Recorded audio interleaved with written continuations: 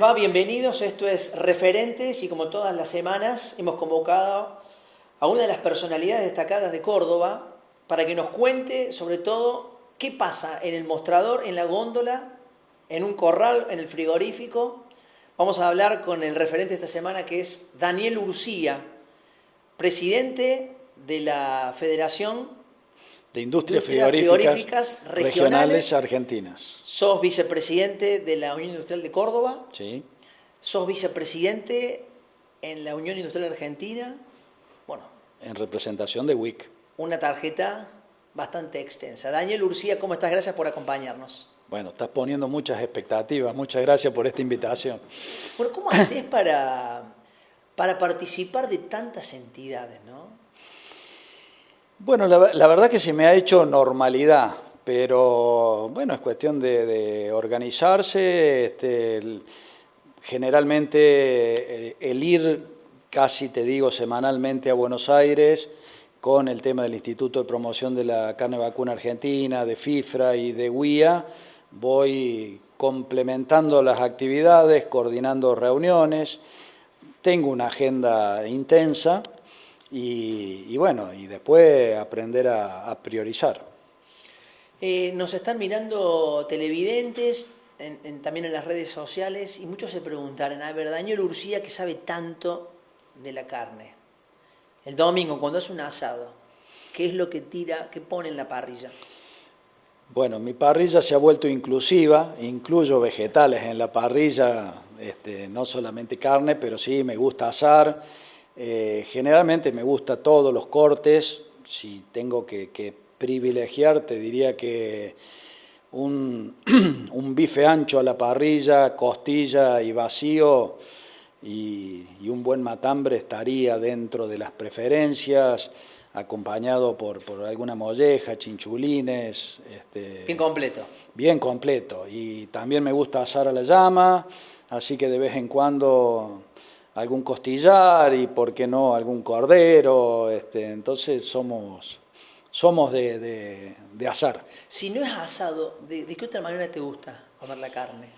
No, a la plancha también, un buen bife, una costeleta, una milanesa bien hecha. ¿Y hay algún... Bifes a la criolla, sí, colita de cuadril al horno con unas verduritas.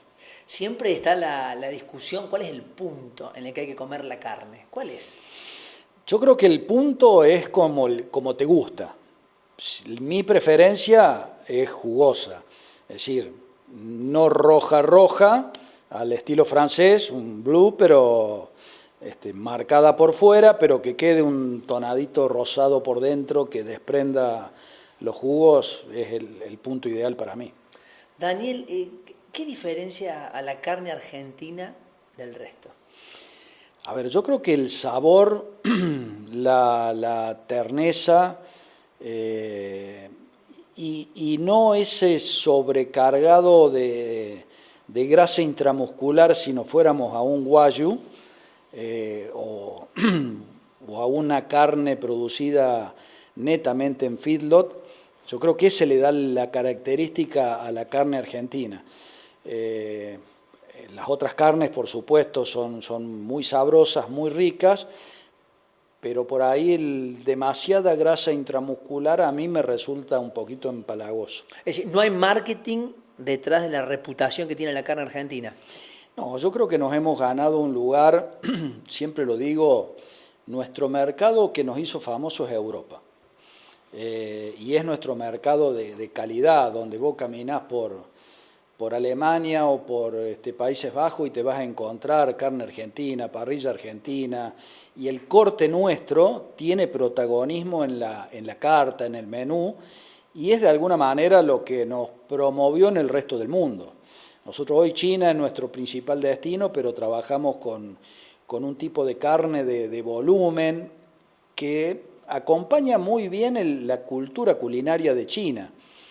Son cocciones largas, muy saborizadas, la carne no es el protagonista del plato, es un ingrediente. En cambio en Europa el bife argentino es protagonista, ¿viste? Es acompañado por unas verduritas, una ensaladita, pero el bife como gran protagonista del plato. Viajás al exterior, vas a las ferias internacionales, están buscando mercados, que venga ese cliente a buscar la carne argentina. Además de esto que vos nos explicas, ¿qué es lo que están buscando a diferencia de lo que puedan conseguir quizás en Uruguay o en Brasil, por ejemplo? No, bueno, el importador lo que busca es continuidad, que fue el gran daño que Néstor Kirchner le hizo al sector, la suspensión de las exportaciones, que después continuó con Cristina, Moreno y compañía. Ese es el gran daño que sufrimos en los mercados internacionales, porque vos podés tener un buen producto, pero si el importador no lo tiene, no tiene nada. Entonces eso es lo primero que tenemos que saber cuando queremos entrar a un mercado, fidelizar un cliente, tenés que ser serio, continuidad. Si vendiste un producto, cumplir. Si te comprometiste a determinado packaging, hacerlo, porque está en juego el prestigio del otro lado de tu cliente. Y cuando lo dejamos sin carne en el 2006, le generamos un daño tremendo. Los alemanes tenían el Mundial, hicimos, la verdad que fue muy nefasto. Nos costó plata y tiempo recuperar eso. Eso te iba a preguntar, porque perder un mercado pueden ser 5 minutos, pero ganarlo o recuperarlo, ¿cuánto tiempo te lleva? Yo te diría que todavía hoy, 20 años después, algún importador se acuerda y te dice, bueno, pero me vas a cumplir. Obviamente las señales que hoy está dando Argentina son muy distintas, pero a veces el comprador se fija en el calendario electoral y te dice, sí, bueno, pero el año que viene, ¿y cómo va a ser? Entonces queda en el imaginario y en las relaciones comerciales son detalles que se tienen en cuenta. Y cuando vos querés trabajar con un corte de alta calidad, como puede ser un bife ancho, un lomo, que estamos hablando que vos a Europa eso lo podés estar mandando por arriba de los $20.000 la tonelada, que son cargas aéreas, que requiere mucho cuidado, refrigerado, porque ese plato probablemente lo vendan a 80, 100 euros el plato en un restaurante con estrella Michelin y toda lo que conlleva que tiene que ser un corte muy cuidado. Entonces, todos estos detalles de aprovisionamiento en tiempo y forma los tienen en cuenta y, bueno, cuando vos tenés ruido político, te afecta lo comercial. ¿Cuáles son los mercados que están consolidados hoy si miramos la exportación? No, bueno, mirando la exportación, porque el principal mercado nuestro es el mercado doméstico. Pero mirando la exportación, a Europa yo creo que está muy consolidado, con cortes de alta calidad. Estados Unidos estamos trabajando muy fuerte después de la reapertura. Finalizó una misión comercial el día viernes 1 de mayo. Se visitaron 3 ciudades, Filadelfia, Chicago y Los Ángeles. China como mercado de volumen, estamos yendo ahora la semana que viene, no la siguiente, la feria de Shanghái. Participan 30 empresas, es una feria muy grande. Y China hoy se está llevando en volumen el 60% del volumen exportado, llegó a participar con el 75%. Y ahí te interrumpo, ¿qué compra China? ¿Lo que nosotros no comemos o ya han ampliado ellos el portfolio de lo que te compran? Bueno, yo te lo decía hace un ratito, por la cultura culinaria de China entró muy bien un producto que en Argentina no tenía mercado, que es la vaca. Esos cortes para una cocina de olla de larga cocción anda muy bien. Yo te decía, la carne no es protagonista, son 20, 30, 50 gramos de carne en un plato que va a tener vegetales, que va a tener mucho condimento, mucha salsa. Entonces ahí esa carne de esa vaca, que el mercado anterior era Rusia para manufactura, entró muy bien. Y lentamente vamos entrando en otro mercado ya de tipo restaurantes, donde nos resulta más difícil porque por el paladar y por el tipo de cultura de comer pequeñas cantidades, un bife ancho australiano, americano, tiene mucha más grasa intramuscular, entonces en un pequeño corte, vuelta y vuelta, por ahí es de preferencia. Y en el mercado chino es el corte de alta calidad. El nuestro estamos trabajando en enseñarle, es un corte de muy alta calidad de un sabor diferente, con una producción diferente y todo, y estamos de alguna manera, ese chino que va a pasear por Europa, que descubre que el corte argentino es un corte apreciado, empieza a pedirlo en los restaurantes de Shanghái, de Beijing, de los lugares más turísticos por ahí o más visitados de China. Tenemos muy buenos vinos, el Malbec es la cepa que nos representa a nivel mundial. ¿Y con la carne? ¿Cuál sería el corte o que nos representa o que crees que debería ser lo que nos identifica a nivel mundial? Bueno, estamos trabajando muy de la mano con todo lo que es la promoción de vinos, Wine of Argentina. Generalmente hacemos degustaciones con las embajadas de manera conjunta. Yo creo que todos estos cortes de alta calidad andan muy bien, hablando del bife ancho, o lo que acá podemos decir ojo de bife, entrecot, que sería el bife ancho o el bife angosto, el lomo, el corazón de cuadril. Por supuesto que después el maridaje es muy amplio, lo podemos hacer con entraña, lo podemos hacer con vacío, depende de la ocasión, el mercado y por ahí el público objetivo que uno invita a este tipo de eventos, un poco busca armar un menú maridándolo muy bien con el vino que estés en ese momento promocionando, degustando. Cuando estás con algún extranjero, cuando vas a alguna feria y se acercan y prueban carne argentina, ¿cómo le explicás lo que es el asado? Bueno, es muy lindo contarles porque el asado es un encuentro familiar, de amigos, de celebración. Entonces, no es solamente la carne.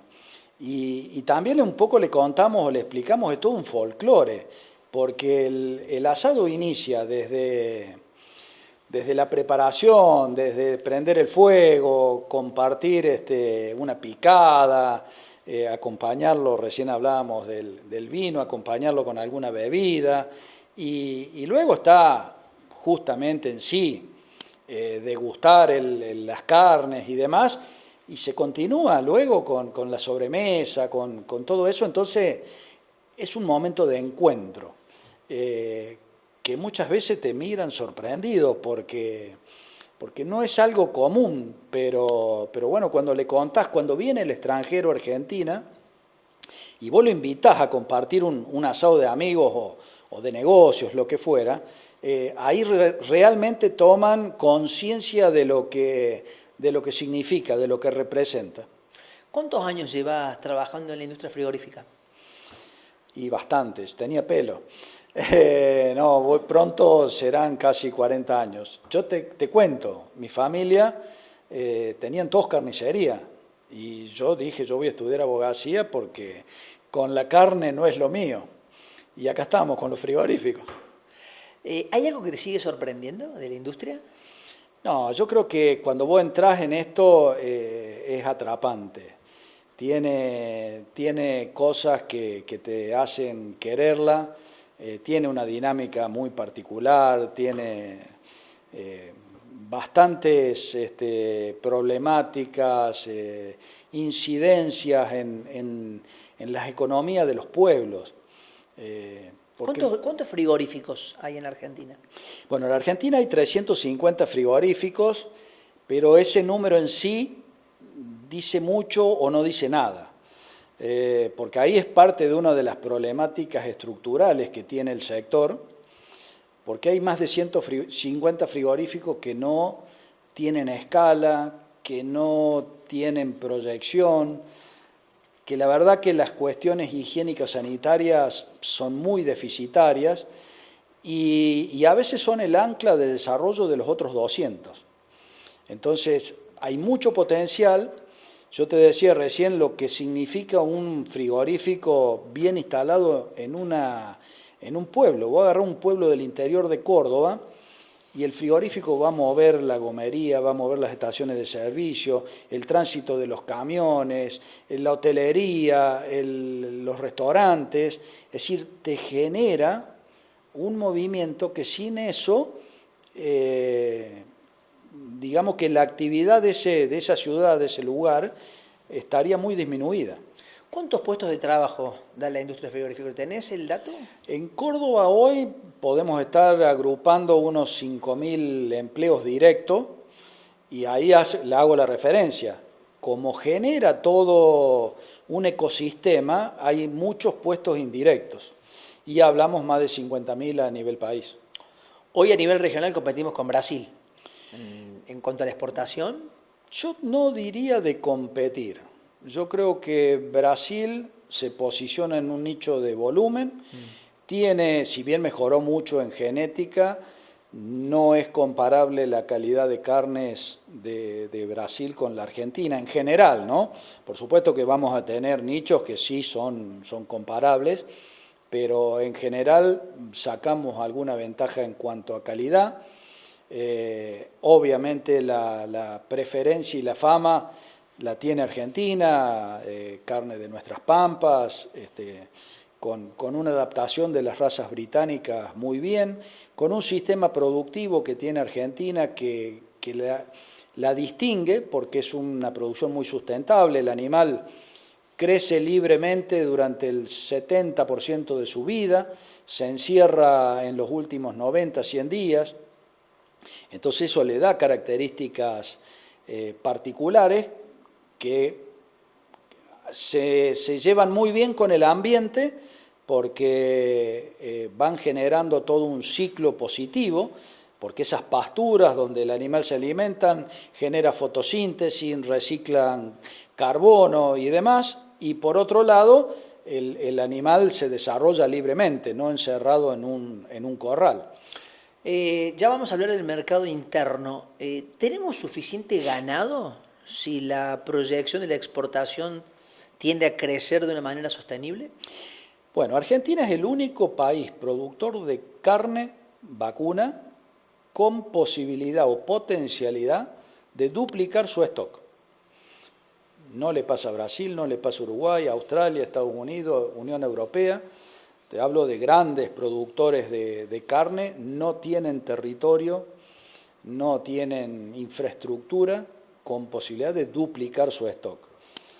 Tal vez Argentina, por los errores del pasado, tiene esa potencialidad hoy.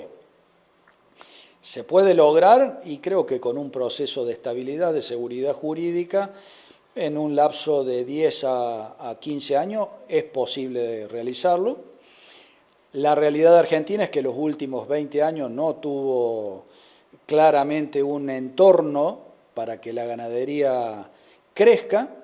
Entonces hemos venido decreciendo de una gran liquidación en el 2009, 2010, políticas y clima adverso hicieron que se liquide casi en ese momento 12 millones de cabezas, es decir, redujimos el 20%, había unos 60 millones de stock, no las recuperamos nunca. Te diría que volvimos a crecer por allá por el 2018 y después iniciamos de vuelta una pendiente y hoy estamos en un ciclo de inicio de retención, de crecimiento. Hay precio para el productor ganadero, que es lo que tracciona las inversiones. No veo que haya inversiones externas viniendo al sector, veo al sector creciendo en la medida de sus posibilidades. Tampoco tenés líneas de créditos que te hagan un boom de inversiones. Yo empecé a comparar la ganadería con la minería, porque son ciclos parecidos, mucha inversión de capital. Vos pensás, para tener una idea, para crecer en 1 millón de terneros, tengo que invertir 1.500 millones de dólares, que sería la evaluación de las vaquillonas preñadas para que me den ese 1 millón de terneros. Entonces son inversiones millonarias. No estoy incluyendo campos, pasturas, aguadas, alambrado, que eso incrementa un poco más la inversión.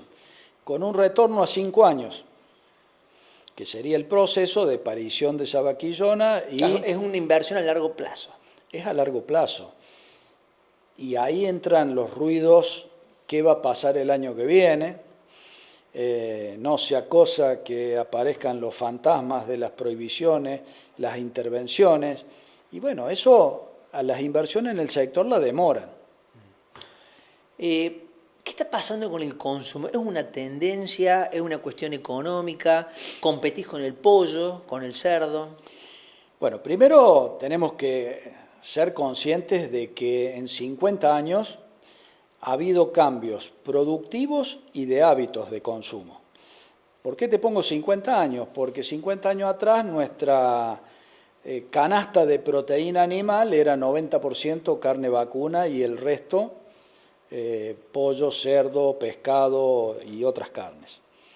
Hoy nuestra canasta de proteína principal se reparte entre aves y carne vacuna de manera parecida, unos 45-50 kilos cada uno, unos 15 a 20 kilos de cerdo que se viene incluyendo y creciendo en los últimos 15 años, y después tenés otras carnes donde estarían el pescado, carne ovina, caprina, burro, guanaco, que están de moda últimamente. Eso te iba a preguntar, ¿cómo ves el burro en la Patagonia y la llama en el norte? Yo creo que es parte del folclore. Tenemos cultura más que nada en el interior de comer otras carnes, liebre, vizcacha, corzuela, jabalí, pero no son de primera necesidad. Yo hoy resumo en carne vacuna, pollo y cerdo, que son parte de nuestro acceso básico a la proteína, y que hoy para hablar de consumo de proteína animal tengo que hablar de las tres carnes. Porque justamente si yo parto del 90% que era la carne vacuna, es la que tuvo que ceder para que crezca el pollo y crezca el cerdo. Cuando a veces veo los titulares, el menor consumo de los últimos 20 años, estamos hablando de la carne vacuna. Pero la reemplazaste por otra carne. Exactamente. Y cuando miro el consumo total, seguimos estando en el top 5 de los mayores consumidores de proteína animal del mundo. ¿Quiénes son los que más consumen carne vacuna en el mundo? Uruguay, que sigue Argentina, después Estados Unidos y Australia, Nueva Zelanda, pero ya con menor impacto. Y la carne más consumida es la carne porcina. Para venderle al mundo ya te empiezan a exigir otro tipo de cuestiones, la medición de la huella de carbono, la trazabilidad del ganado. Me imagino que esto también se va a potenciar a partir del acuerdo Mercosur-Unión Europea. Bueno, los compradores te van poniendo algunas condiciones, restricciones, algunas son de índole sanitaria, otras de índole ambiental, y nosotros lo que tenemos que tratar de hacer es de dar cumplimiento, por supuesto negociar y tampoco aceptar condiciones que ya netamente son extracomerciales o sanitarias. Nosotros tenemos una producción muy amigable con el ambiente, como te decía recién. Muchas veces el país comprador te pone restricciones en función de su realidad. Vos no te olvides que nosotros estamos en la otra punta del mundo. Y para un europeo que él conoce que su producción es un ternero que nació, se crió en un pesebre dentro de un establo porque las condiciones climáticas hacen que en invierno esa hacienda esté dentro de un galpón, es muy diferente a la realidad argentina, donde por más que tengamos temperatura -2, -5 en Buenos Aires, Córdoba, Santa Fe, la hacienda pasta libremente en el campo, no está encerrada. Entonces, bueno, pero eso lo tenemos que contar. Ahí viene un poco lo que hace el Instituto de Promoción de la Carne Vacuna Argentina, que tiene campañas de comunicación en Europa, en Estados Unidos, en China, y es contarle nuestra realidad productiva, y subir imágenes y trabajar en redes sociales, porque si no la gente no conoce. Ahí, Daniel, te interrumpo, lo que tenés que hacer es convencerlos de que la carne argentina es diferente. Exactamente. Hoy estamos en una era de consumo donde también tenemos que contar una historia. Entonces esto pasa con la carne, pasa con el vino, con un montón de productos. Entonces vos tenés que al consumidor europeo de alto poder adquisitivo, muy preocupado por el ambiente, le tenés que hacer conocer que vos también cuidás el ambiente y que tu producción es una producción sustentable. Porque si no, después aparecen otros que cuentan una historia distinta, esa historia se convierte en creencia y vos empezás el partido 1-0 abajo, porque tenés que salir a remontar que vos no sos tal y que tu producción es muy diferente a una producción americana, por ejemplo. En busca del mercado internacional, ¿se puede dar algo en conjunto en la Unión Europea, en el Mercosur, o cada país aplica su política local? Yo te diría que es un River Boca. Claro. Nos juntamos, conversamos, todo, pero cada uno defiende su producto y si bien hay inversiones, bueno, convengamos el crecimiento que tuvo Brasil, y hoy Brasil tiene inversiones en Uruguay, Paraguay, Argentina, sí. Pero la rivalidad está y para nosotros, Argentina es conocida en el mundo por 4 o 5 cosas, una de ellas es la carne. Entonces lo llevamos muy, muy tatuado cuando nosotros hacemos la promoción o la venta, todo, y pasa en las operaciones comerciales. Hablaste de Mundial, la selección argentina de fútbol come asado durante el Mundial. ¿Sabes quién le suministra la carne? Mira, hace unos años inicié una gestión, estuve en reuniones con Tapia, con la gente de AFA, teníamos una idea de proveer desde el instituto la carne al predio de AFA, a todas las selecciones, porque siempre son miramos muchos, la mayor, pero sí. Son muchos. Y para trabajar con los médicos, con los nutricionistas y todo, hicimos un acuerdo de colaboración, pero no pudimos materializarlo. Obviamente los proveedores de la selección son top, consumen muy buena carne, los jugadores son fanáticos de la carne argentina, del asado. De hecho, a veces reposteamos muchas publicaciones que hacen ellos, que no son con fines comerciales, lo hacen porque les gustan. Así que, pero llegar a tener un nivel de participación ahí es muy difícil. Tenemos la yerba, el mate, que los jugadores son grandes consumidores y eso le ha dado también una visibilidad a los productores locales. Bueno, y tenemos la carne. Para despedirte y agradecerte que hayas compartido este programa de referentes, ¿cuál es el corte nutritivo rico, sabroso, que no se consume porque quizás la gente lo desconoce? Que no se consume. Yo cuando me empezaste a hacer la introducción te iba a decir cuadril de una, pero bueno, por ahí las milanesas, se busca mucho la nalga, sí. Y hay otros cortes como la cuadrada, que también andan muy bien, y generalmente el carnicero, cuando le preguntan, es el principal asesor y ahí te da algunos otros cortes que pueden andar muy bien. Justamente en el instituto subimos un montón de recetas porque hay cortes que no se conocen y siempre uno va a lo típico. Y si vas a hacer una salsa o demás, pueden andar muy bien sin necesidad de irte a un corte de mayor valor, que muchas veces te sale más caro y lo podés arreglar en un estofado con mayor cocción con otro. Daniel Urcia, gracias por acompañarnos. Gracias a vos y bueno, será hasta pronto. Hasta el próximo asado. Nosotros nos despedimos y le agradecemos, como siempre, el habernos acompañado en un nuevo capítulo de Referentes por la pantalla de Telefe. Chau, hasta la semana que viene.